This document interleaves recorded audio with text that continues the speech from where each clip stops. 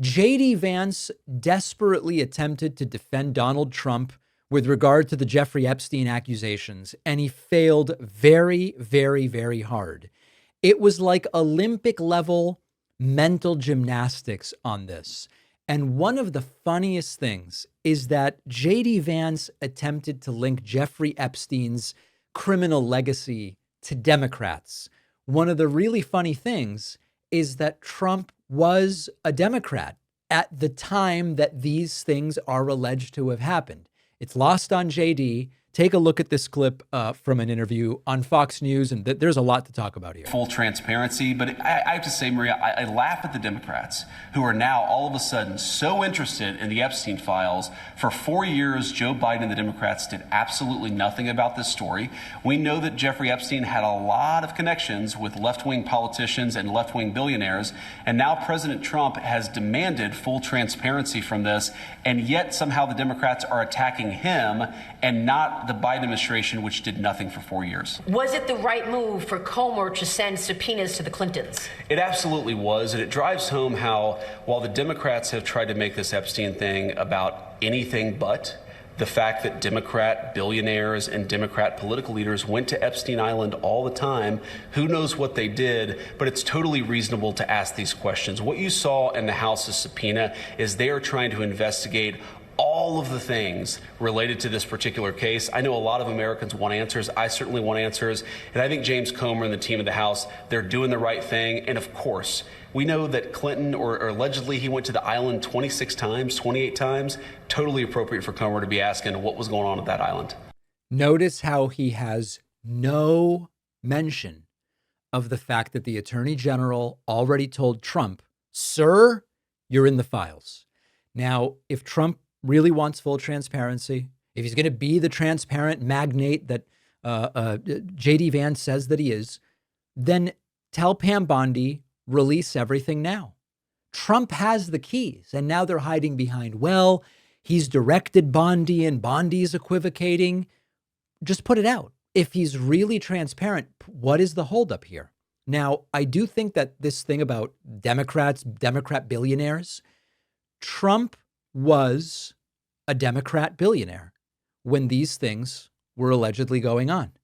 The big parties with the celebrities, the donations to the Democrats, buddy-buddy with the Clintons. So JD's whole framing here, that this is just a left-wing problem, Trump's a noble truth teller helping to expose it, the most basic fact check collapses every single one of those claims. And JD Vance's job here really isn't to make sense. Like, and Maria Bartiromo's job doesn't seem to be to actually get any sense out of him. What Maria is doing is allowing J.D. Vance to give explanations that don't make any sense. Trump is the guy who's transparent here. All these Democrats seem to have been associated with Epstein. Well, Trump was a Democrat at the time. Trump was told by the Attorney General he's in the files. And Trump, if he really wanted this stuff released, they want to pretend like Trump can't simply override whatever safety mechanisms and review protocols and redactions and all this different stuff. If Trump wanted it done, he goes to Bondi and he goes, listen, Pam, release everything now. Release it all. I want it released by midnight. And if Trump said do it, it would be done. That's not what they're doing. Trump's not being transparent. And weeks ago, Trump threw out this little bit of pablum to the masses. I've directed Pam Bondi to release pertinent grand jury testimony, limiting the scope to grand jury testimony and using the subjective term pertinent.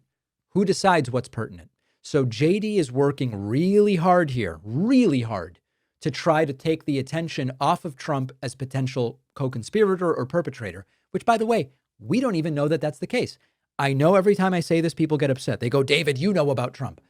Until we have the files that say Trump was a client engaged in criminal activities, I am not in a position to say that. Now, people will write to me about a lawsuit that was recanted. We do have to adhere to what the facts are as we know them. It's conceivable that Trump is in the files as an associate of Epstein, and that's bad enough, and that he was buddy-buddy with Epstein and others who were committing crimes long after he knew what was going on. That it could be that. If we have evidence of more, then of course I will tell you. But it doesn't have to go to the worst case scenario to realize this guy's not being transparent and JD Vance is trying to distract from all of it. On the one hand, Trump is now lashing out with the DC police federalization and the stuff we talked about earlier. On the other hand, there's another reason that a lot of interference is being run right now and a lot of distraction is being sought, which is what is starting to happen with the economy. And I really want everybody to understand that. Let's talk about it.